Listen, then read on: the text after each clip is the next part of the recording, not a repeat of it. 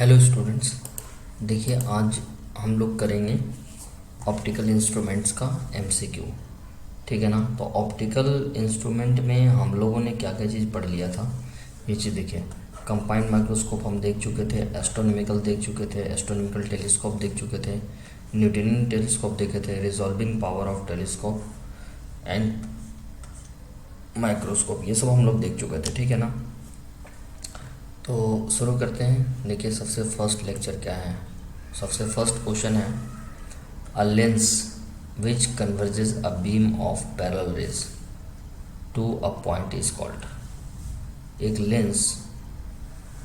Lens है मान लेते हैं, जो कि सभी रे को कन्वर्ज कर देता है। कन्वर्ज करना का मतलब रे अगर ऐसे जाएगी, ऐसे जाएगी, ऐसे जाएगी, ऐसे जाएगी, तो converges a beam of parallel raise, ये सभी पैरेलल रेज को कन्वर्ज करेगी तो यहाँ पर मिला देगी ऐसे। ठीक है ना, ऐसे इस पॉइंट पे मिल जाएगा। और अगर ऐसा होता है लेंस के केस में, तो इस लेंस को क्या बोला जाएगा, यही इसमें पूछ रहा है। तो इसमें देखिए इस तरह का लेंस मैंने पहले भी आपको बताया था कि जो इस तरह का लेंस होता है, इस तरह का जो लेंस होता है, इसे हम कहते हैं कन्वर्जिंग लेंस या फिर कॉन्वेक्स लेंस। या तो हम इसे कॉन्वेक्स लेंस बोलेंगे या फिर इसको हम क्या बोलेंगे, कन्वर्जिंग लेंस बोलेंगे। तो ये बहुत ही इजी क्वेश्चन था, इसलिए इसका आंसर हो जाएगा क्वेश्चन आंसर नंबर 2। दूसरा क्वेश्चन है कि the diameter of a lens is called. जो लेंस का डायमीटर होता है उसे हम क्या बोलते हैं। तो लेंस का डायमीटर ऐसे होता है, मान लीजिए कि ये लेंस है, तो इसका डायमीटर इधर होगा ऐसे, और इसका डायमीटर इधर होगा ऐसे, इस वाले सर्कल का। तो इस वाले लाइन को क्या बोलते हैं, तो इसे हम बोलते हैं प्रिंसिपल एक्सिस। इसे हम क्या बोलते हैं, प्रिंसिपल एक्सिस बोलते हैं। तो दोनों डायग्राम, ठीक है ना, दोनों का आंसर देखिए क्या है। फर्स्ट वाले का है कन्वर्जिंग लेंस और सेकंड वाले का है सॉरी अपर्चर, अपर्चर बोलते हैं। अच्छा, यहाँ पर थोड़ा सा एक कन्फ्यूज़न है कि जो प्रिंसिपल एक्सिस मैंने बताया वो गलत बताया। ठीक है ना। तो एक्चुअल में क्या पूछा था, द डायमीटर ऑफ लेंस। अच्छा, डायमीटर ऑफ लेंस पूछा ना। तो डायमीटर अगर बोलेंगे, लेंस का डायमीटर क्या होता है, लेंस का डायमीटर यहाँ से इस वाले लेंस का डायमीटर ऐसे होगा, यहाँ से ऐसे, और इस वाले लेंस का डायमीटर ऐसे होगा। हाँ ठीक है।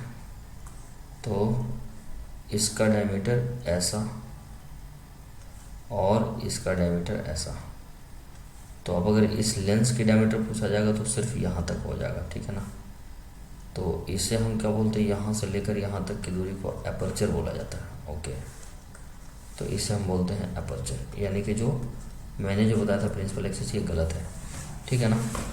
अब यहाँ पर अगर मतलब देखो, ये जो है ना, ये पूरे एक्सिस का नाम है प्रिंसिपल एक्सिस, इसमें कोई डाउट नहीं है। ठीक है ना। तो पूरे एक्सिस के बारे में यहाँ पर पूछा गया कि डायमीटर ऑफ ए लेंस। तो लेंस का डायमीटर, अब इधर वाले डायमीटर को हम कंसीडर करेंगे नहीं और इधर वाले को भी नहीं करेंगे। तो इस लेंस का डायमीटर ये है और इस लेंस का डायमीटर ये है, तो जो कॉमन डायमीटर उसी को कंसीडर करेंगे। तो इसे हम क्या बोलते हैं, अपर्चर बोलते हैं। उसके बाद नेक्स्ट क्वेश्चन है,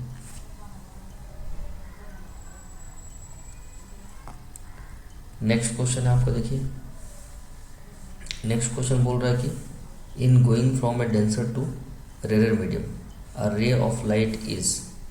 अगर एक ray of light rarer medium से डेंसर मीडियम में जाती है तो क्या होगा। तो रेयर से मीडियम में जाएगी, तो रेयर से मीडियम से सॉरी डेंसर मीडियम से रेयर मीडियम में जाएगी। तो ये मैं बता चुका हूँ कि अगर ये डेंसर मीडियम है और ये अगर रेयर मीडियम है और रे ऑफ लाइट अगर ऐसे जा रही है तो इसको ऐसे जाना चाहिए, तो ऐसे नहीं जाकर ये अवे फ्रॉम द नॉर्मल चली जाएगी, तो ये ऐसे चली जाएगी। ठीक है ना, ये अवे फ्रॉम द, तो bends away from the normal, यानी कि option number 2 will be the correct answer, bends away from the normal. ठीक है ना। नेक्स्ट क्वेश्चन है कि the power of a concave lens is. ये पावर मैंने नहीं बताया था, तो पावर जो होता है 1/4 फोकल लेंथ के बराबर होता है। ठीक है ना, लेंस की पावर। तो कनकेव लेंस का पावर बोला है। ठीक है, कनकेव लेंस कैसा होता है, कनकेव लेंस ऐसा होता है। तो इस लेंस में अगर हम बात करेंगे यहाँ पर रे ऑफ लाइट ऐसे जा रही है और यहाँ पर मान लेते हैं रे ऑफ लाइट यहाँ से टकराती है, टकराने के बाद इधर चली जाती है, तो इसको जब पीछे बढ़ाएंगे तो ये ऐसे मिलेगी जाकर, ठीक है ना।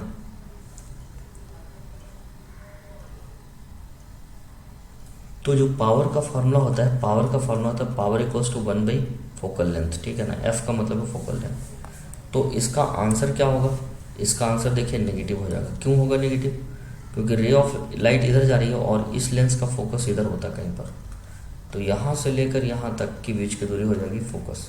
तो रे ऑफ लाइट ऐसे जा रही है और डिस्टेंस मेजर करने के लिए, फोकस मेजर करने के लिए हमें वापस आना पड़ रहा है, कहाँ से, ऑप्टिकल सेंटर से। ऑप्टिकल सेंटर आपका ये वाला होगा, ठीक है ना।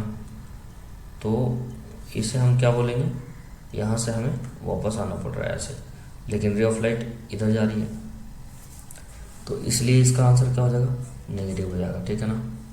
मैंने बताया था कि अगर एक दूसरे का अपोजिट हो तो नेगेटिव होता है। Now the next question is magnifying power of a simple microscope.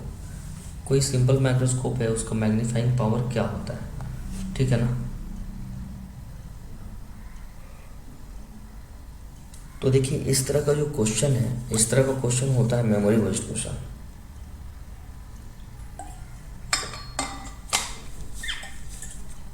तो यहाँ पे जो वेरी फर्स्ट ऑप्शन है, जो फर्स्ट ऑप्शन है वो कह रहा है कि increase with increase in focal length, increase with decrease in focal length, no effect with increase और डिक्रीज और increase with the focal length, and latest distance of distinct vision, least distance of distinct vision.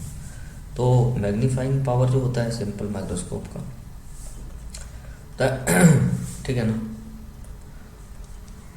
Magnifying power simple microscope का क्या होता है ये हमें जानना चाहिए, ठीक है ना। तो magnifying power of a simple microscope,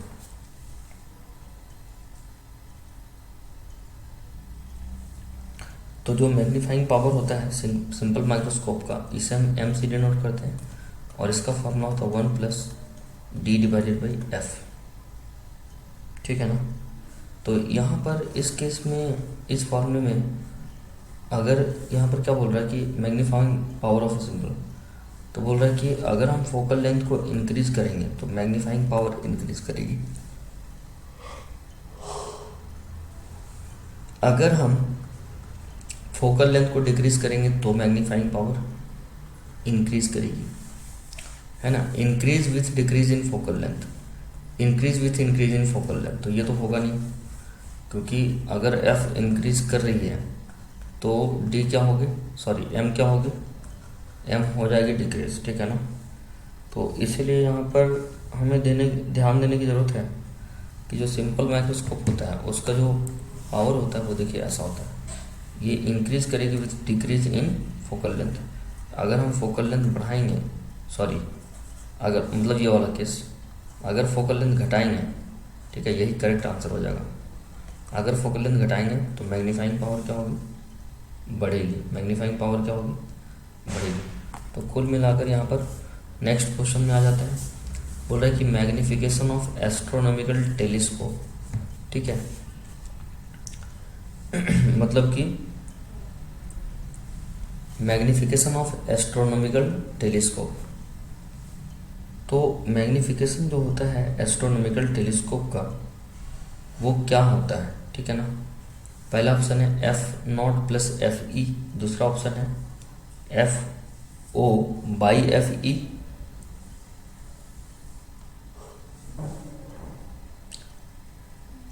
तीसरा ऑप्शन है FE बाई FO, एंड चौथा ऑप्शन है 1 प्लस FO बाई FE और इंटू L बाई FO।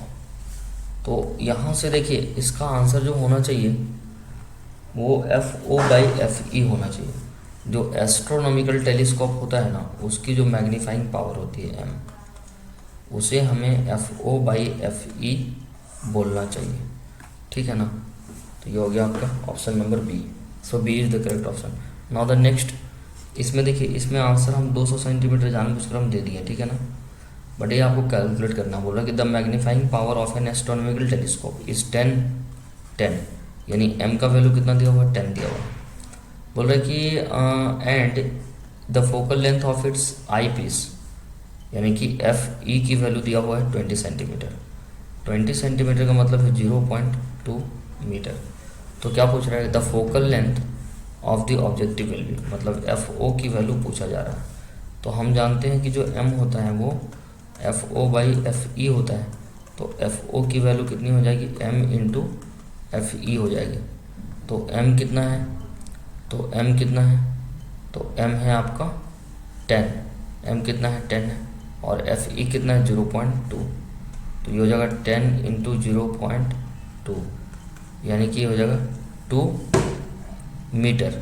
और 2 मीटर का मतलब हो गया आपका, 2 मीटर का मतलब हो गया 200 सेंटीमीटर। इसलिए यहाँ पर देखिए option number A is the correct option, वही यहाँ पर लिखा हुआ है। तो ये ऐसे निकलता है। तो प्रीवियसली जो मैंने बताया उसी के ऊपर ये क्वेश्चन बेस्ड है। Now the next question is the magnifying power of A telescope is 9। एक टेलीस्कोप है जिसका मैग्नीफाइंग पावर कितना है, 9 है, ठीक है।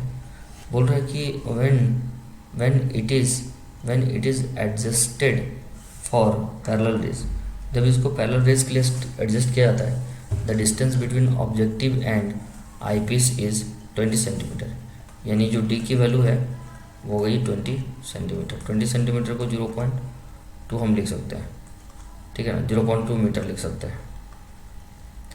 तो यहाँ पर पूछ रहा है कि the focal length of the lenses is, तो लेंसेस का फोकल लेंथ क्या होगा ये पूछ रहा है, ठीक है ना।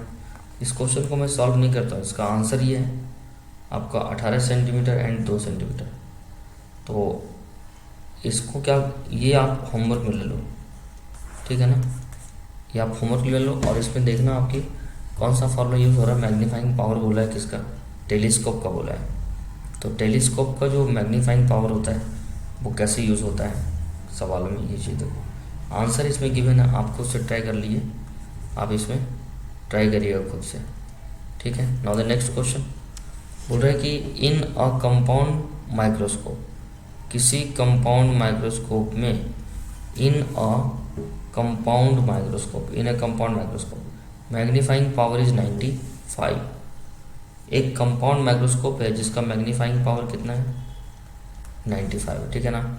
And the distance of the object from the objective lens is 1/38 centimetre,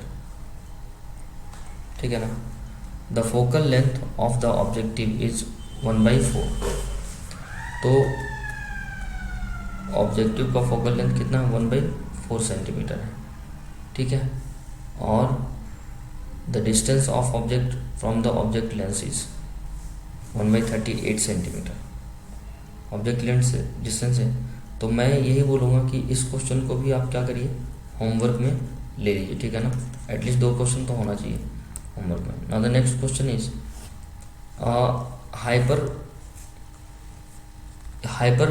hypermetropic person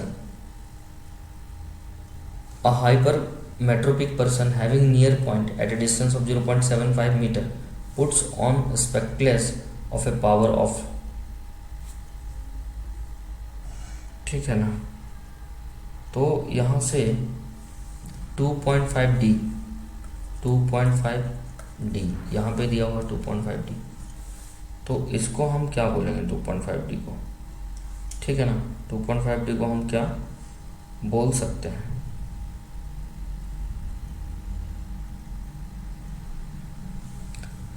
ठीक है ना।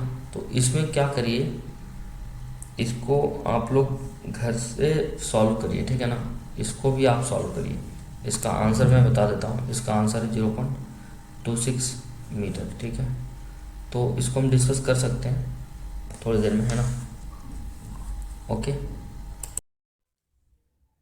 तो यहाँ पर नेक्स्ट क्वेश्चन है कि when the length of a microscope tube, अगर माइक्रोस्कोप ट्यूब का जो लेंथ है, when the length of a microscope tube is increased, अगर माइक्रोस्कोप का जो ट्यूब है अगर इसका लेंथ को इंक्रीज किया जाए, माइक्रोस्कोप ट्यूब का अगर लेंथ को हम इंक्रीज करते हैं, मान लेते हैं मेरे पास एक माइक्रोस्कोप है ऐसा, ठीक है ना, मतलब ऐसे माइक्रोस्कोप में ऐसे लगा रहता है, तो उसका अगर लेंथ को इंक्रीज किया जाए तो उसकी मैग्नीफाइंग पावर क्या होगा, ठीक है, उसकी मैग्नीफाइंग पावर क्या होगा।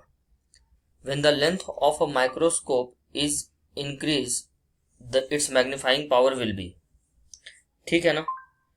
तो यहां पर जो मैग्नीफाइंग पावर होगा वो क्या होगा, तो मैग्नीफाइंग पावर क्या होगा, इंक्रीज कर जाएगा।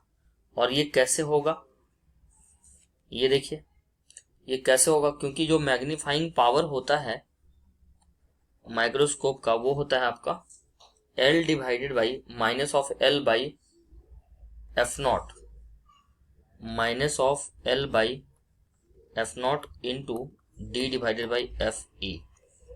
तो यहाँ पर जो एफ नॉट है वो focal length of the objective है, एफ ई जो है वो focal length of the I piece है, L is the length of the tube है।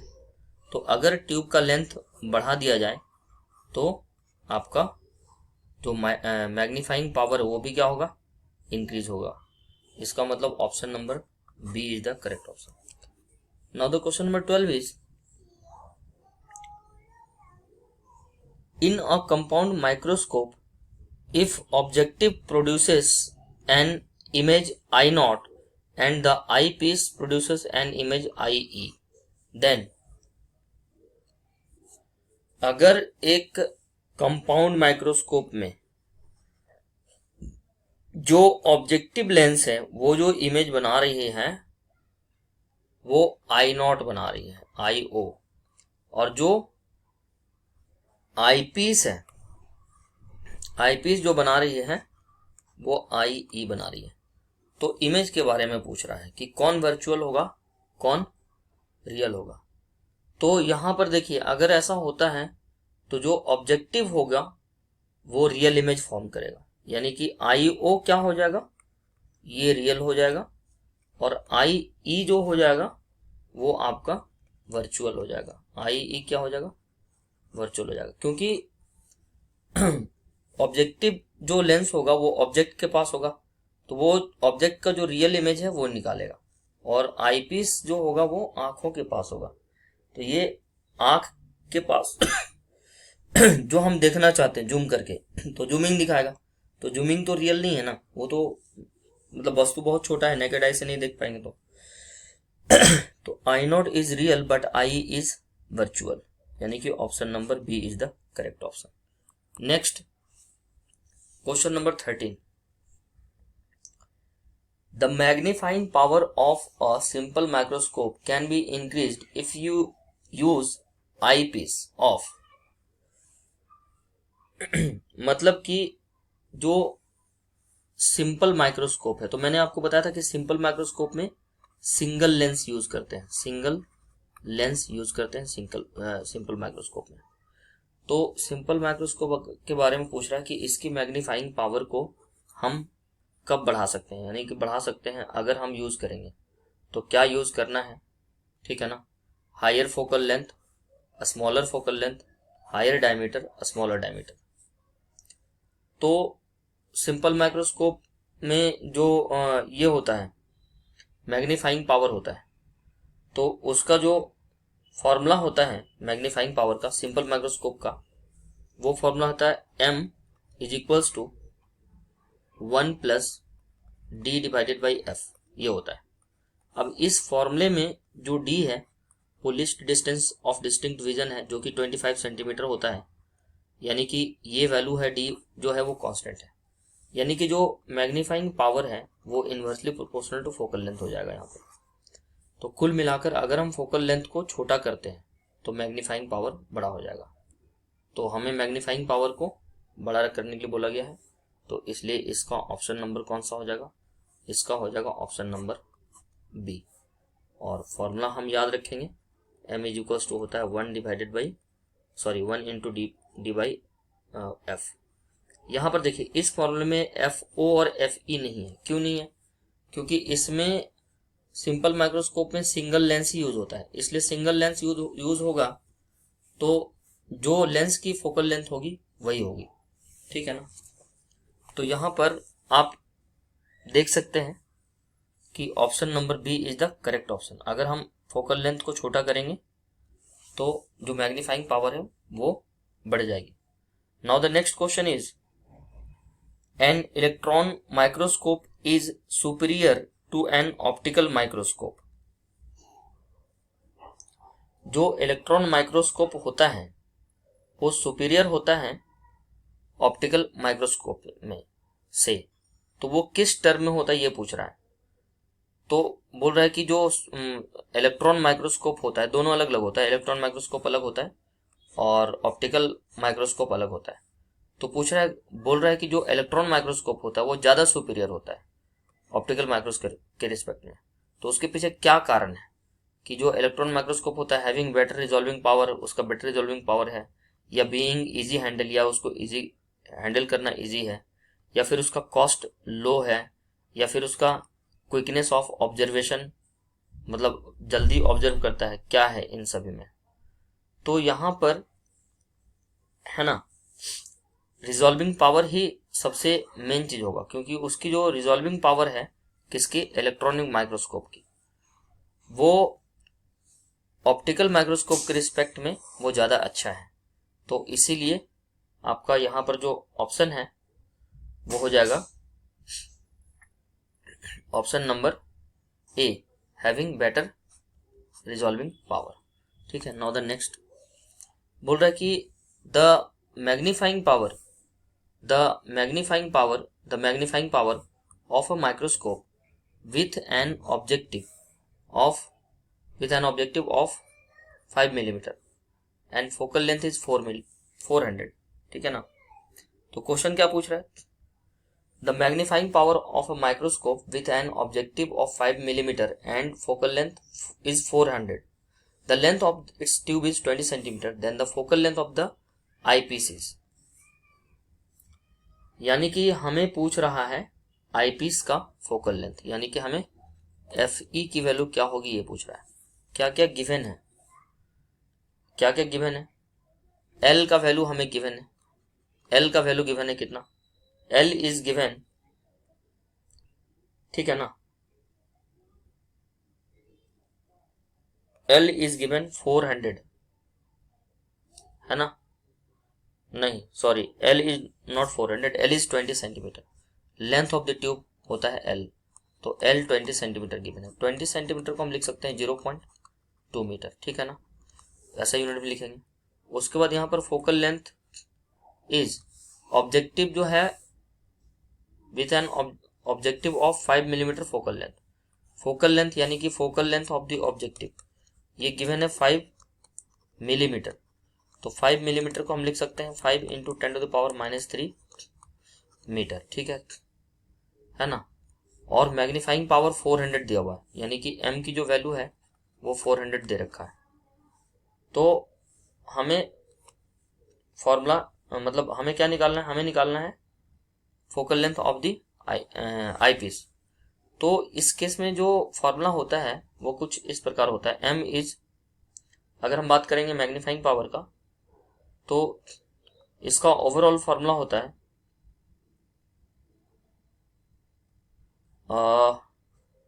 इसका ओवरऑल फॉर्मूला हो जाएगा, एक्चुअल में ये L infinity minus F O minus F E और डिवाइडेड बाई, और ये इंटू डी हो जाता है ऊपर में, और नीचे हो जाता है आपका F O by F E, ये होता है, ठीक है ना, ऐसे होता है। तो इसको हम अप्रोक्सीमेटली क्या लिख सकते हैं, इसको हम लिख सकते हैं L इंटू डी और divided by F O into F E, ये होता है। तो हमें सब कुछ पता है, m का वैल्यू कितना है, ये 400 दे रखा है, l का वैल्यू 20 सेंटीमीटर है और d का वैल्यू 25 सेंटीमीटर है, ठीक है। तो अभी ये दोनों सेंटीमीटर में लिखा हूँ 20 इंटू 25। नीचे फोकल लेंथ है, तो फोकल लेंथ दे रखा है 5 मिलीमीटर को हम लिख सकते हैं 0.5 सेंटीमीटर, तो इसको भी हम सेंटीमीटर में रख देंगे 0.5 सेंटीमीटर, और इंटू ये हो जाएगा FE, ठीक है ना, ये 0.5 सेंटीमीटर, ये 20 सेंटीमीटर, ये भी 25 सेंटीमीटर, और ये 0.5 सेंटीमीटर। तो सेंटीमीटर सेंटीमीटर कैंसिल, एक पॉइंट हट जाएगा तो ऊपर 10 हो जाएगा, तो ये 5 5 जा 25 हो जाएगा, तो 25 25 सॉरी 5 2 जा 10, तो 10 का मतलब ये 100 और 1000। तो देखो 1 0 2 0 1 0 और ये दूसरा 0 खत्म, तो 5 2 जा 10। तो जो FE की वैल्यू आ गई वो आ गई 10 डिवाइडेड बाई 4, ठीक है ना। तो 10/4 का मतलब हो गया 2.5, और ये किस में होगा, सेंटीमीटर में होगा। So this will be answer. तो 2.5 सेंटीमीटर, यानी कि this option is correct option. तो इस तरह से क्वेश्चंस बनता है, ठीक है। Now the next question is, next question बोल रहा है the maximum magnification that can be obtained with convex lens of focal length 2.5 centimetre. तो इसमें पूछ रहा है कि जो मैक्सिमम मैग्निफिकेशन है वो हम कितना ऑब्टेन कर सकते हैं अगर कॉन्वेक्स लेंस हमारे पास है तो, ठीक है ना। तो इसमें मैं बता दे रहा हूं आपको कि जो मैक्सिमम मैग्निफिकेशन होता है, m का जो मैक्सिमम वैल्यू होता है वो होता है 1 प्लस d/f, ऐसा होता है, इसे मैक्सिमम मैग्निफिकेशन बोलते हैं। तो यहाँ पर देखिए एक लेंस, कॉन्वेक्स लेंस पूछा है, तो एक लेंस लिया है तो सिंगल लेंस ही है ना, और इसकी फोकल लेंथ दी हुई है, और 25 सेंटीमीटर ये d गिवन है, ये d गिवन है, और ये आपका f गिवन है। तो वैल्यू हो जाएगा 1 प्लस 2.5 और डिवाइडेड बाई 25। तो पॉइंट हटेगा तो नीचे 0 आ जाएगा, तो नीचे आ जाएगा 10, तो ये हो जाएगा आपका 11/10। तो 11/10 का मतलब हो जाएगा 11/10, तो 11/10 है ना। तो इसकी वैल्यू, अरे कुछ गड़बड़ हो रहा है क्या, d/f होता है ना, अच्छा मैंने गलती से उल्टा पुट कर दिया, सॉरी, मैं सोच रहा था कि कहाँ गड़बड़ हो रहा है, ये वो मैंने उल्टा पुट कर दिया। ये एक्चुअल में 25/2.5 है, ऐसा है। ये जो है ना ये आपका है 25 डिवाइडेड बाई 2.5।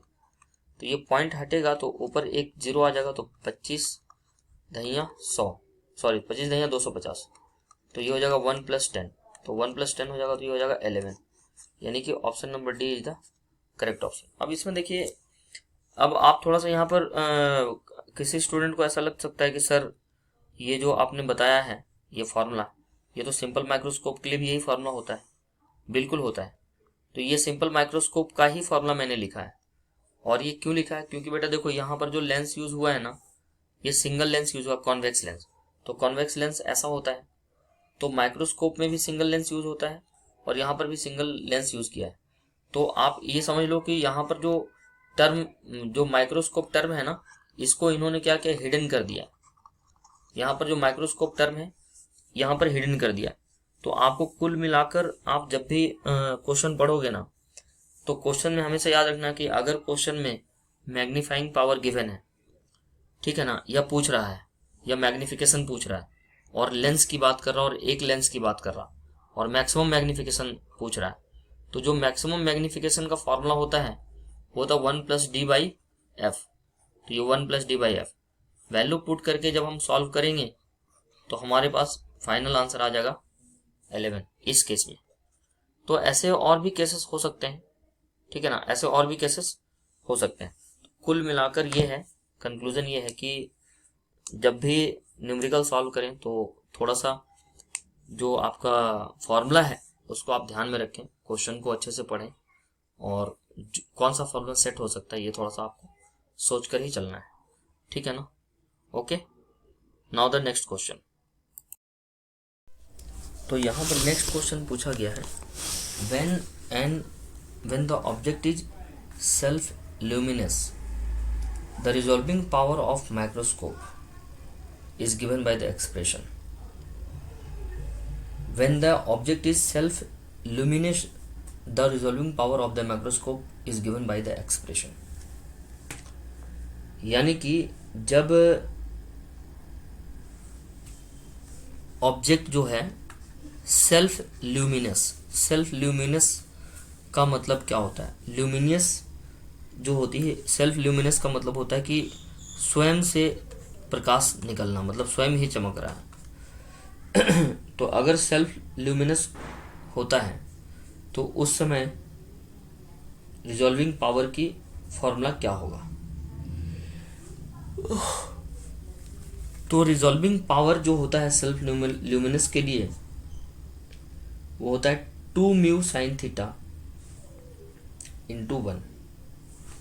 ठीक है ना, 2 म्यू साइन थीटा, 2 म्यू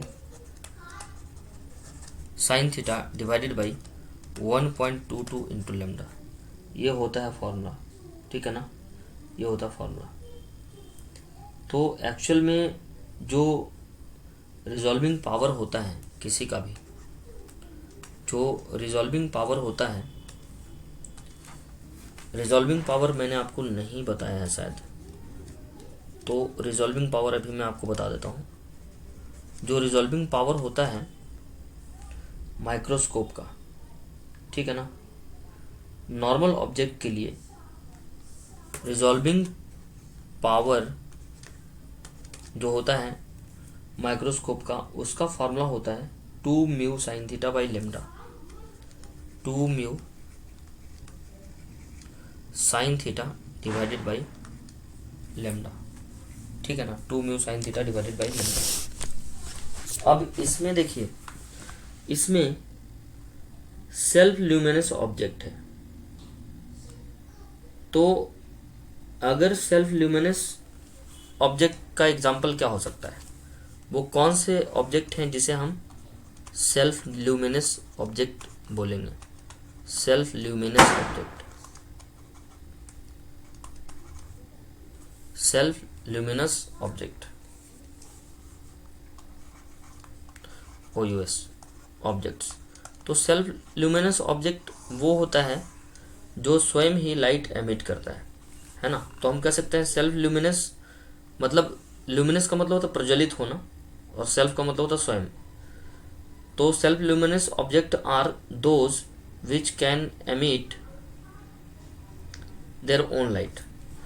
अब ये कौन हो सकता है? जैसे टॉर्च है, जैसे टॉर्च है, तो टॉर्च एक ऐसा डिवाइस है जो कि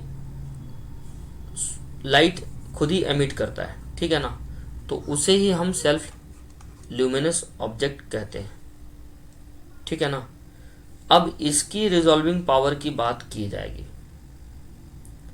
तो इसकी जो रिजॉल्विंग पावर होगी वो हो जाएगी, अगर इस केस में पूछा जाए रिजॉल्विंग पावर, तो रिजॉल्विंग पावर मतलब आरपी, आरपी मतलब रिजॉल्विंग पावर, तो इसकी वैल्यू हो जाएगी 2 म्यू साइन थीटा और डिवाइडेड बाई 1.22 इंटू लेमडा, यानी कि सी ऑप्शन, सॉरी सी नहीं D, sorry A 2 mu sine theta divided by 1.22 into lambda. तो ये हो गया आपका ल्यूमिनस ऑब्जेक्ट का, सेल्फ ल्यूमिनस ऑब्जेक्ट का रिजॉल्विंग पावर। ठीक है, तो option number A is the correct option. Now the next, इसमें बोल रहा है कि finger points are observed, finger points are observed by the use of. Movies वगैरह में दिखाता है जब किसी का मर्डर हो जाता है ना, तो जो CID वगैरह जो होते हैं वो फिंगरप्रिंट लेते हैं। तो फिंगरप्रिंट का जो ऑब्जर्वेशन है वो इनमें से कौन किसके यूज के से मतलब पता लगता है? टेलीस्कोप यूज करके बताते हैं कि माइक्रोस्कोप यूज करते हैं कि गैलीलियन टेलीस्कोप यूज करते हैं कि कॉनकेव लेंस यूज करते हैं, कौन सा होगा? तो मैं आपको बता देता हूँ, फिंगर प्रिंट्स जो होता है, तो फिंगर प्रिंट्स में जो फिंगर का जो स्ट्रक्चर है वो हम यूज करते हैं। तो फिंगर का जो स्ट्रक्चर है फिंगर प्रिंट्स में वही यूज करते हैं। तो फिंगर के स्ट्रक्चर को अगर हम फिंगर के स्ट्रक्चर को अगर हमें देखना है कि स्ट्रक्चर कैसा है, ऐसा है ऐसा है, कैसा है, थंब इम्प्रेशन है या कोई भी चीज़ है, तो मतलब कोई भी फिंगर है, तो इसके लिए हमें इसको जूम करने की ज़रूरत होती है। इसको हम क्या करते हैं, जूम। तो इसमें से कौन सा ऐसा डिवाइस है जो जूम करता है, तो आंसर है कि माइक्रोस्कोप। यानी जो करेक्ट आंसर होगा वो क्या होगा, correct answer will be microscope. ठीक है, now the next question, a person using a lens as a simple microscope. ठीक है, a person using a lens as a simple microscope seen an. तो एक पर्सन जो कि सिंगल माइक्रोस्कोप यूज करता है, सॉरी सिंपल माइक्रोस्कोप यूज करता है, सिंगल नहीं सिंपल। अ पर्सन जो कि सिंपल माइक्रोस्कोप का लेंस यूज करता है, तो उसे क्या दिखेगा, इन्वर्टेड वर्चुअल इमेज दिखेगा या इन्वर्टेड रियल मैग्नीफाइड इमेज दिखेगा। इन्वर्टेड भी है, रियल भी है, मैग्नीफाइड भी है, ऐसा दिखेगा क्या, इन्वर्टेड और वर्चुअल दिखेगा क्या, अपराइट और वर्चुअल दिखेगा क्या, अपराइट और रियल और मैग्नीफाइड ये तीनों दिखेगा क्या। तो इसका जो आंसर है कि अगर मान लेते हैं कि एक सिंपल माइक्रोस्कोप जो होता है उसमें सिंपल एक ही लेंस लगा होता है, तो यहाँ पर जो इमेज दिखेगा है ना, एक पर्सन अगर उसको यूज़ कर रहा है सिंपल माइक्रोस्कोप, तो सिंपल माइक्रोस्कोप को यूज़ कर रहा है तो उसके आँखों में ऑलरेडी एक लेंस है, तो उसको जो दिखेगा वो अपराइट वर्चुअल इमेज दिखेगा। ठीक है ना, क्योंकि सिंपल माइक्रोस्कोप जो होता है उसमें कॉन्वेक्स लेंस होता है जो कि ऑप्टिकल सेंटर और फोकस है ना, तो ऑब्जेक्ट कहाँ पे रखेंगे, ऑप्टिकल सेंटर और फोकस के बीच में होगा। तो इस क्वेश्चन का जो आंसर होगा वो हो जाएगा ऑप्शन नंबर सी। ठीक है ना, नाउ द नेक्स्ट ऑप्शन। अब ये देखिए PYQ से लिया गया, which of the following makes imaginary and erect image of an object in all situations of the object. Object के किसी भी सिचुएशन के लिए इनमें से कौन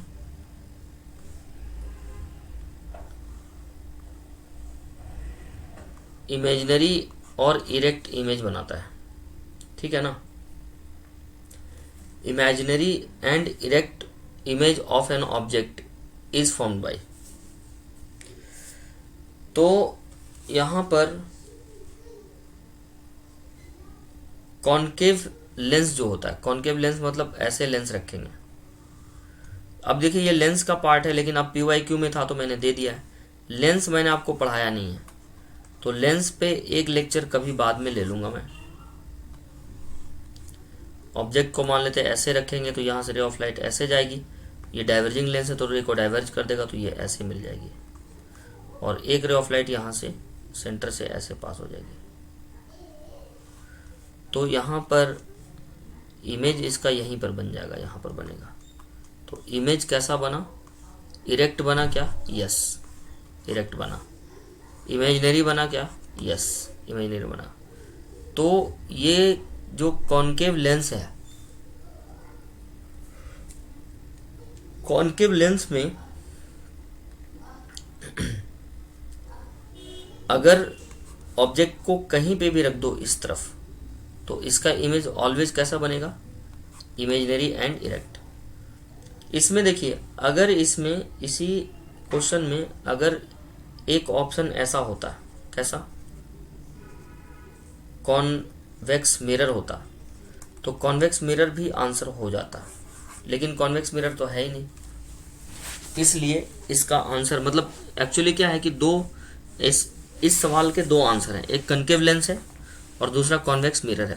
उन दोनों केस में इमेजिनरी और इरेक्ट इमेज बनता है। ठीक है ना, और वो ऑलवेज बनता है। Now the next question is, ये भी देखिए आपका क्वेश्चन बैंक से PYQ है, बोल रहा है कि the angular dispersion for a lens is this much, angular dispersion है, and the deviation of the yellow light is this much. ठीक है, तो एंगुलर डिस्पर्सन में पूछा है, क्या पूछा है, the angular dispersion of a lens is 0.0178। तो और जो इसका डेविएशन है येलो कलर का, येलो लाइट का, वो इतना है। तो क्वेश्चन क्या पूछा है,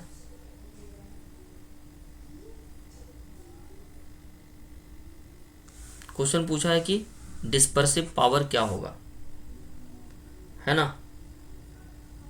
तो डिस्पर्सिव पावर का जो फार्मूला होता है वो ओमेगा होता है, हम ये जानते हैं।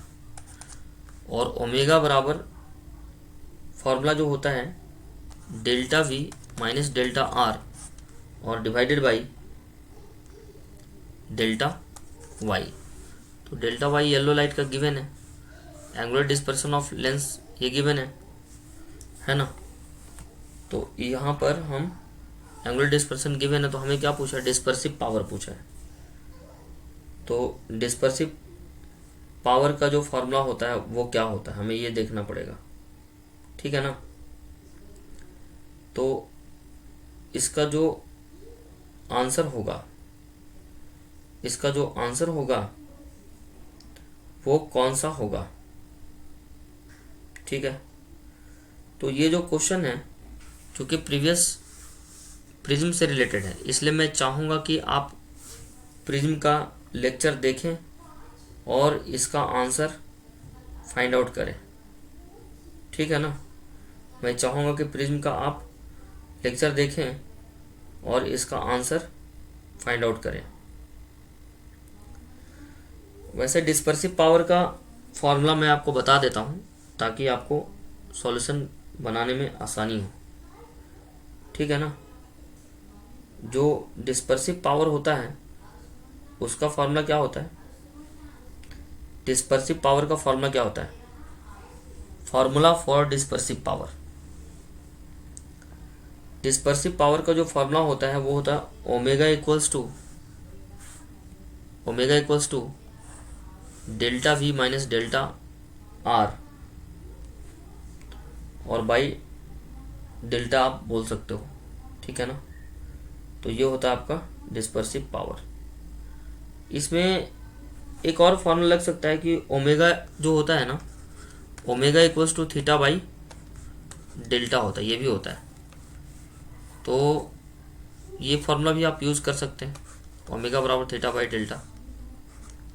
तो मैं चाहूँगा कि इसको आप खुद से ट्राई करिए। Now the next question is also taken from PYQ। तो यहाँ पर magnifying power of astronomical telescope, देखो यहाँ पर A और S दोनों एक साथ होगा, ठीक है ना, अलग अलग लिखा है यहाँ पे लेकिन एक साथ होगा। तो क्वेश्चन है the magnifying power of astronomical telescope is 10 and focal length of the eye lens is 20 centimetre. तो मैग्नीफाइंग पावर की जो वैल्यू है वो 10 है, ठीक है ना। मैग्नीफाइंग पावर की वैल्यू कितना दे रखा है, 10 दे रखा है। Focal length of the I piece ये कितना दे रखा है, 20 सेंटीमीटर। क्या पूछ रहा है, focal length of the objective. तो ये जो टेलीस्कोप है ये कैसा है, एस्ट्रोनॉमिकल टेलीस्कोप। तो एस्ट्रोनॉमिकल टेलीस्कोप में जो मैग्निफिकेशन का फॉर्मूला होता है FO/FE। तो हमें FO चाहिए, तो FO बराबर हो जाएगा M/FE। तो M/FE करेंगे तो M का वैल्यू 10 है और FE का वैल्यू है 20। तो ये हो जाएगा आपका 200 सेंटीमीटर।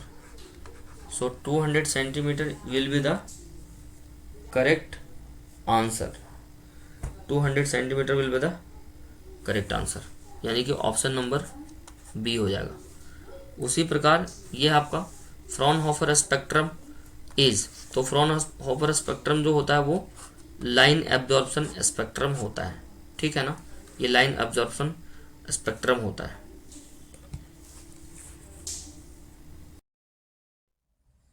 अब जैसे देखिए इस क्वेश्चन में क्या पूछ रहा है, इस क्वेश्चन में पूछ रहा है कि N astronomical telescope of 10 fold angular magnification, है ना, has a length of 44 centimetre. एक एस्ट्रोनॉमिकल टेलीस्कोप है जिसका 10 फोल्ड एंगुलर मैग्निफिकेशन जो है उसका जो लेंथ है टेलीस्कोप का वो 44 सेंटीमीटर दिया हुआ। तो बोला कि the focal length of the objective is, ठीक है ना। तो हमें ऑब्जेक्टिव का फोकल लेंथ पूछा है। तो देखिए ये क्वेश्चन थोड़ा सा अच्छा लेवल का क्वेश्चन है, तो इसका सॉल्यूशन देखिए कि कैसे होता है। जैसे यहाँ पर आप देख सकते हैं कि जो एफ ओ है और प्लस एफ ई है, इसकी वैल्यू इन्होंने दे रखा 44 सेंटीमीटर, ठीक है ना। तो यहाँ से और साथ ही साथ जो एफ ओ है और एफ ई है, इसकी वैल्यू इन्होंने दे रखा 10। तो अगर हम इसको इक्वेशन 1 मान लें और इसको इक्वेशन 2 मान लें, मतलब इस तरह से, ठीक है ना। तो यहाँ पर F O by F E जो है वो 10 है, तो एफ ओ की वैल्यू हो जाएगी 10 इंटू एफ ई। तो जो एफ ओ का वैल्यू आया है उसको इक्वेशन 1 में रख दीजिए।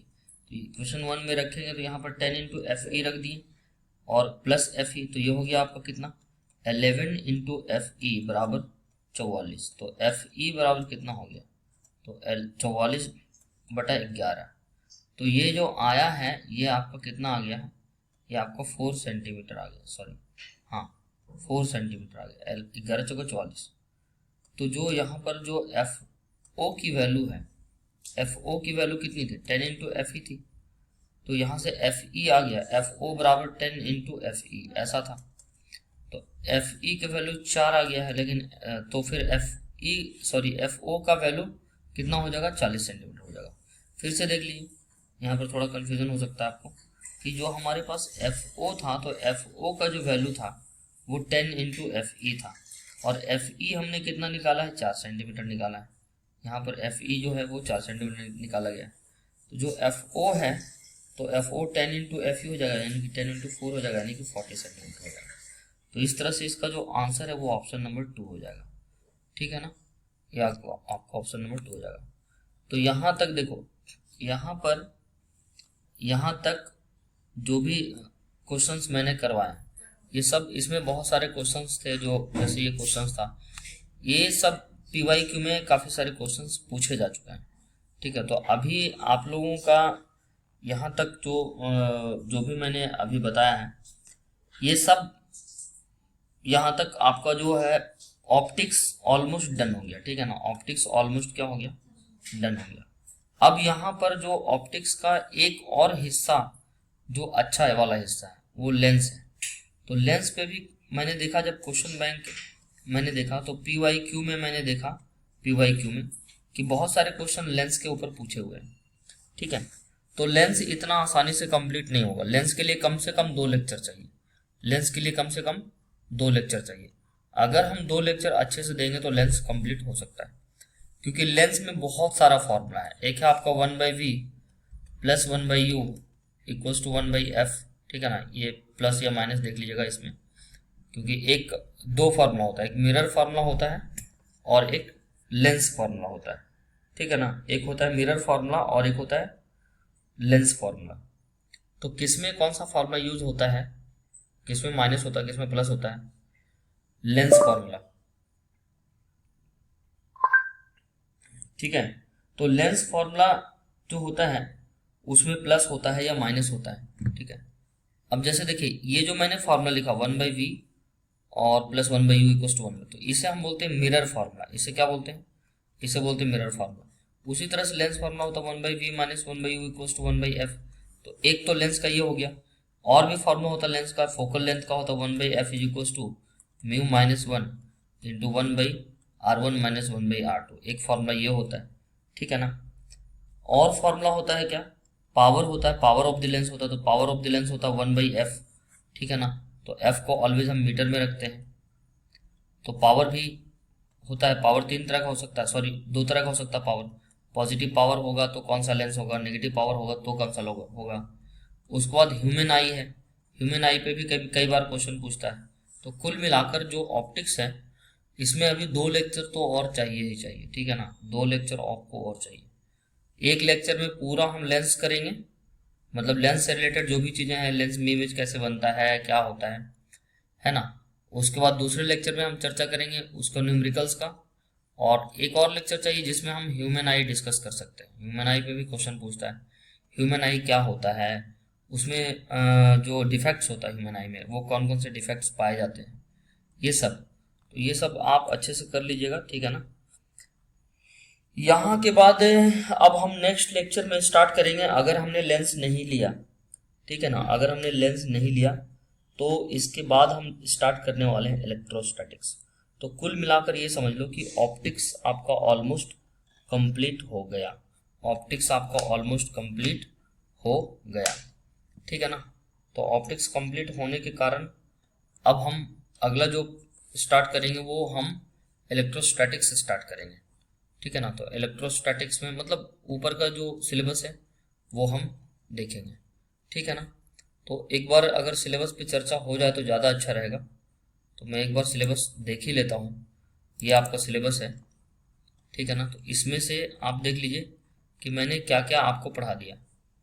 यहाँ पर ये पूरा पोर्शन, इंटरफ्रेंस मैंने पढ़ा दिया, डिफ्रैक्शन मैंने पढ़ा दिया, पोलराइजेशन पढ़ा दिया, एसोसिएटेड ऑप्टिकल इंस्ट्रूमेंट पढ़ा दिया, इसके अलावा मिरर भी मैंने पढ़ाया है, प्लेन मिरर, बहुत सारी चीज़ें और भी मैंने पढ़ाया है, ठीक है। तो कुल मिलाकर यह है कि आपका जो ऑप्टिक्स है वो पूरी तरह से खत्म हो गया विथ एमसीक्यू। अब यहाँ पर क्या करना है, यहाँ पर हमें देखना है, यहाँ पर हमें देखना है कि अगला जो लेक्चर है वो हम इलेक्ट्रोस्टैटिक्स से स्टार्ट करेंगे। Electrostatics, magnetism, magnetic properties of material, electromagnetic induction, Maxwell equation और आपका इलेक्ट्रोमैग्नेटिक वेव प्रोपगेशन, ये सब हम शुरू करेंगे, ठीक है ना। मतलब इलेक्ट्रोस्टैटिक्स में अच्छा खासा टाइम लगेगा, कम से कम 4 से 5 लेक्चर तो चाहिए ही चाहिए, कम से कम 4 से 5 लेक्चर चाहिए, ठीक है ना। तो आज यहाँ तक रहने देते हैं, इसके आगे की जो कहानी है वो नेक्स्ट लेक्चर में करेंगे। ओके, तब तक के लिए जय हिंद, जय भारत।